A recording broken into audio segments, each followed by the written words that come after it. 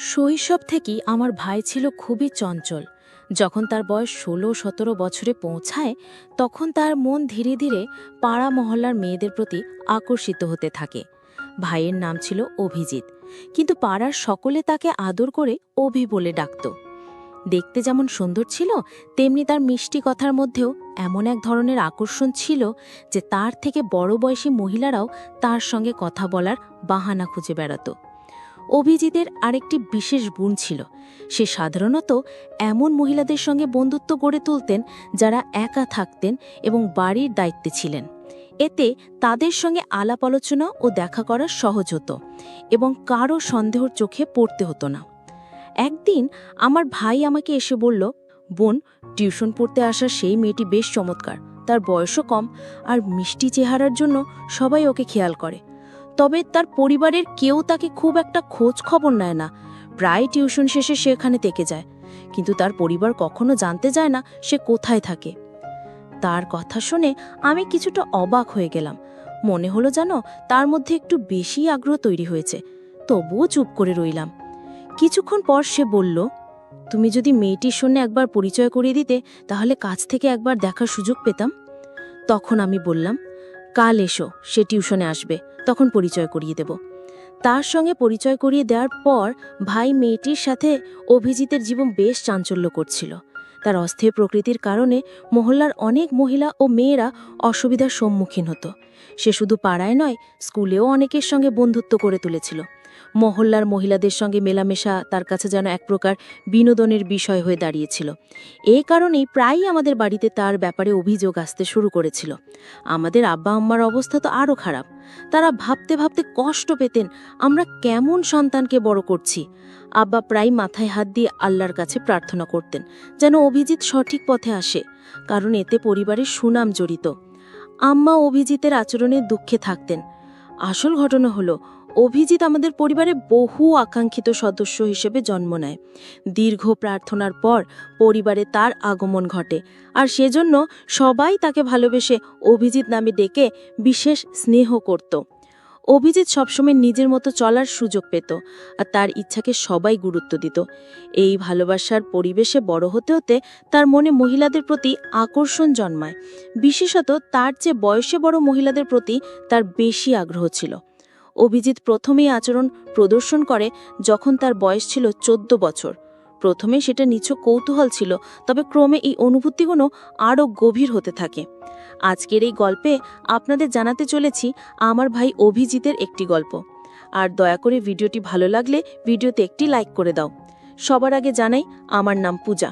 আমার ভাই অভিজিৎ, যাকে সবাই আদর করে অভি বলে ডাকে, ছোটবেলা থেকেই কিছুটা অদ্ভুত স্বভাবের ছিল। যখন একটি বড় হলো তখন সে প্রায় নিজের ঘরে দীর্ঘ সময় ধরে বন্দি থাকত। ঘন্টার পর ঘন্টা ফোনে ব্যস্ত থাকত, আর আম্মুটাকে খেতে ডাকলেও সে নিজের মতো করে সময় কাটাত। মাঝে মাঝে কেবল খাবার খেতে বাইরে বেরোতো। অভিজিতের পড়াশোনায় মনোযোগ কখনোই ভালো ছিল না। তবে ছোটবেলায় 15 বছর পর্যন্ত ঠিকঠাক স্কুলে যেত, কিন্তু 16 বছর বয়সে পৌঁছানোর পর থেকেই তার মন পড়াশোনা থেকে সরে যেতে শুরু করে এবং আশেপাশের মহিলাদের প্রতি আকর্ষণ অনুভব করে। সেই থেকে তার মাথায় নারীদের নিয়ে ভাবনা গেঁথে বসে। তখন থেকে স্কুল বা কোচিংয়ের মেয়েদের বদলে সে পাড়ার মহিলাদের সঙ্গে সময় কাটাতে আগ্রহী হয়ে ওঠে।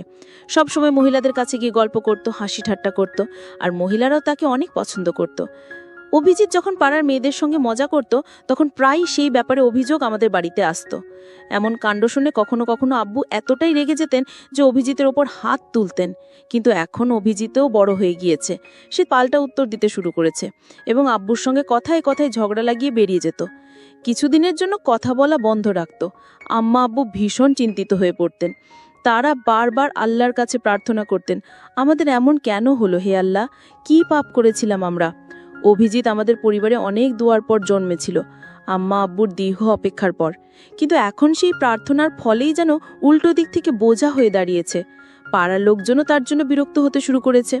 যখন আব্বুর মনে হলো যে বোঝানো কিংবা শাসন করে আর কিছু হবে না, তখন তিনি সিদ্ধান্ত নিলেন অভিজিৎকে যদি কোনো কাজে ব্যস্ত রাখা যায় তবে তার মনোযোগ অন্যদিকে যাবে। আব্বু অনেক কষ্ট করে কিছু টাকা জোগাড় করে অভিজিতের জন্য একটি ছোট্ট হার্ডওয়্যারের দোকান খুলে দিলেন। তিনি অভিজিৎকে বুঝিয়ে বললেন, বেটা, আমার বয়স হচ্ছে, একদিন আমাকে বিশ্রাম নিতেই হবে। ঘরের খরচ চালানোর জন্য এই দোকানটি আমি তোমার নামে দিয়েছি। এখন থেকে তুমি এই দোকানে দায়িত্ব নিয়ে দেখাশোনা করবে। আব্বু অভিজিৎকে বললেন, মেহনত করবে তো? আমি তোমায় আরও সাহায্য করব, শুধু মাসে একবার আমাকে হিসেবটা দেখাবে। এই কথাগুলো শুনে আমি আমার ভাইয়ের প্রতিক্রিয়া লক্ষ্য করছিলাম। সে মনে মনে খুব খুশি হয়ে উঠেছিল। ভাবছিল বাড়িতে আম্মা আব্বুর নজরদারির মধ্যে থাকতে হতো, কিন্তু এখন দোকানে বসে নিশ্চিন্ত সময় কাটাতে পারবে। তার কাছে স্বাধীনতা পাওয়াটাই যেন সবচেয়ে আনন্দের বিষয় ছিল। এভাবেই অভিজিৎ এখন দোকানে বসতে শুরু করলো। যখন দোকানে কম ক্রেতা আসতো, তখন সে ফোন বের করে নিজের মতো ব্যস্ত হয়ে পড়তো। ধীরে ধীরে দোকানটিও জমে উঠল, আর টাকা আসতে শুরু করলো তার হাতে। আর সেই টাকার স্বাদ পেয়ে যেন অভিজিতের মনে আরও কিছু করার ইচ্ছা জেগে উঠল।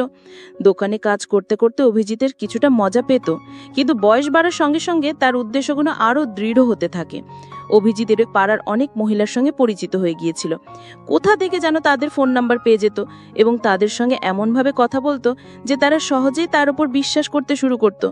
তার সাথে যারা কথা বলতো তারা বেশিরভাগই মহিলারা বিধবা ছিলেন। ফোনে কথোপকথনের সময় সে এমনভাবে মিষ্টি কথা বলতো যে অনেকেই তার কথায় মুগ্ধ হয়ে যেত। অভিজিৎ খুব চতুরতার সঙ্গে তাদের মনের দুর্বলতার সুযোগ নিত। এমনকি কিছু মহিলাকে বিয়ের প্রতিশ্রুতি দিয়ে তাদের সঙ্গে সম্পর্ক তৈরি করত।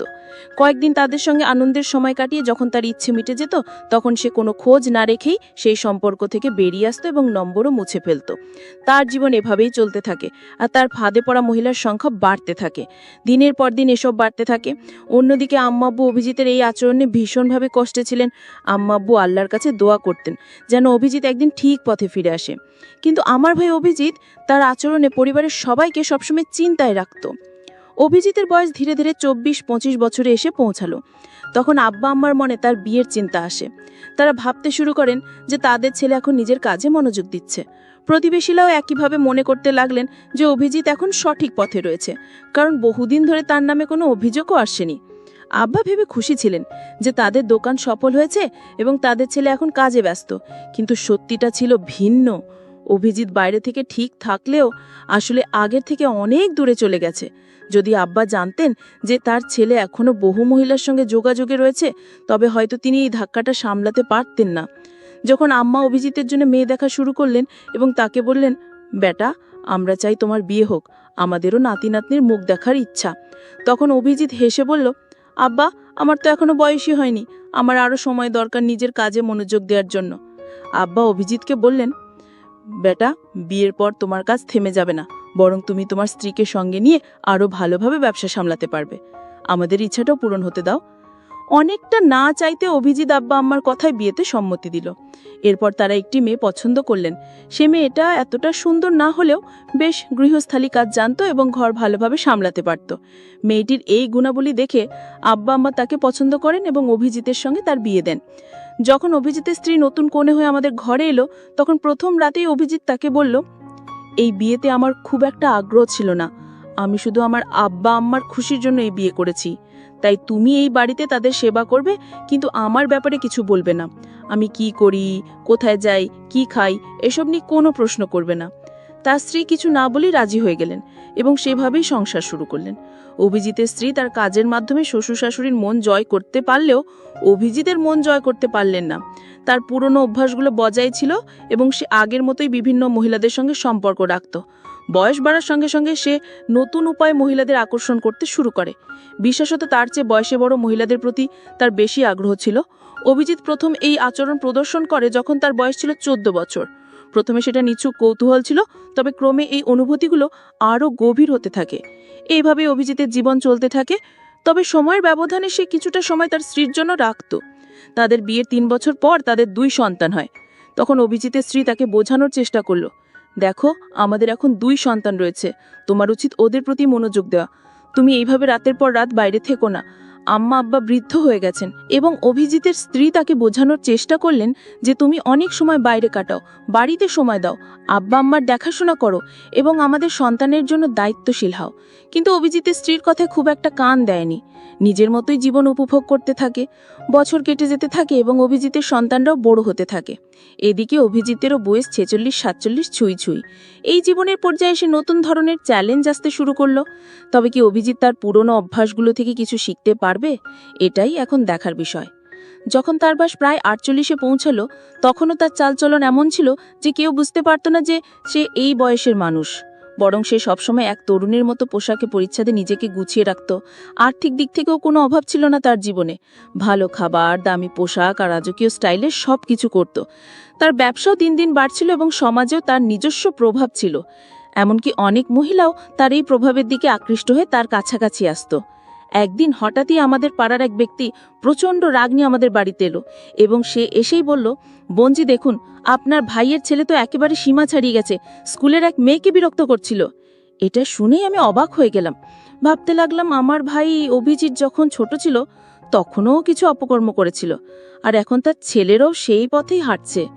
আমার ভাই অভিজিৎ যখন ছোটবেলায় একটু দুষ্টু প্রকৃতির ছিল, অনেকটি বেপরোয়া স্বভাবের, এখন তার সন্তানরাও যেন বাবার সেই বেপরোয়া স্বভাবটি গ্রহণ করছে। অভিজিৎ কিছুদিন আগে গ্রামে ফেরার পর আমি তাকে তার ছেলেদের এসব আচরণের কথা জানাই।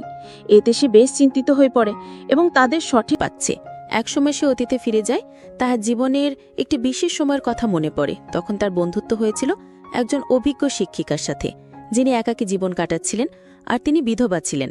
ধীরে ধীরে তাদের মধ্যে থাকা দূরত্বগুলো মুছে যেতে থাকে, আর সেই শিক্ষিকা যেন তার জীবনের সবচেয়ে বড় অনুপ্রেরণা হয়ে ওঠেন।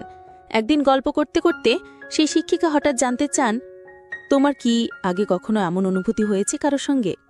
আমার আগে আমার ভাই তার পুরনো অভ্যাসে ফিরতে শুরু করল।